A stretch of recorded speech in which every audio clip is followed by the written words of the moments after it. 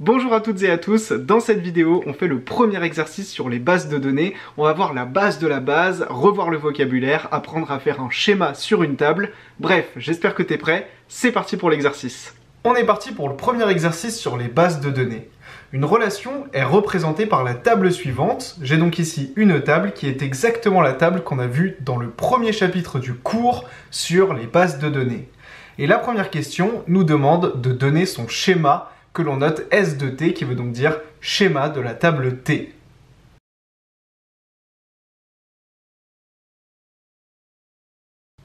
Alors comme on l'a vu, un schéma, c'est en fait la liste des attributs de notre table. Et un attribut, eh bien c'est le nom de chaque colonne ainsi que le domaine de valeur dans lequel se situe la colonne. Donc le schéma S de T, il est égal à, on ouvre la parenthèse et on va commencer par noter le premier attribut.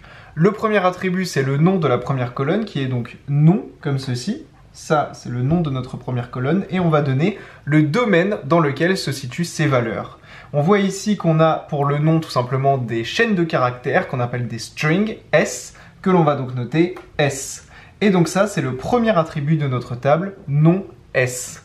On va ensuite, pour noter notre schéma, noter le deuxième attribut, qui est donc le nom de la deuxième colonne, qui est donc prénom. Et à nouveau, c'est une chaîne de caractères qui va donc se situer dans les strings S.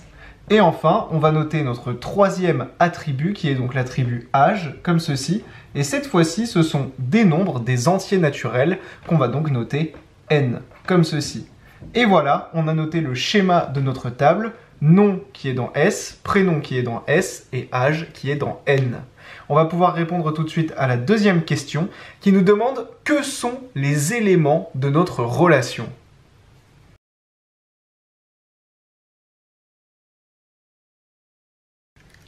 Alors comme on l'a vu dans l'énoncé, notre relation est ici représentée par une table comme ceci, et comme je te l'ai dit dans le cours, eh bien les éléments d'une table et donc d'une relation, cela correspond aux lignes de notre table. Les lignes de notre table, ce sont donc les éléments de notre relation qui correspondent aux enregistrements. Par exemple, si on te demandait de donner un exemple d'élément ou un exemple d'enregistrement, c'est la même chose, eh bien on pourrait prendre par exemple la deuxième ligne et dire que ceci est un élément de notre table. Notre deuxième ligne, c'est donc Dupont Jean qui a 23 ans, que l'on noterait comme ceci, entre parenthèses, Dupont, son nom de famille, Jean, son prénom, et enfin, 23, son âge. Et voilà, ça c'est un élément de notre relation et donc un enregistrement de notre table. On passe à la troisième et dernière question qui nous demande quel est le cardinal de notre table.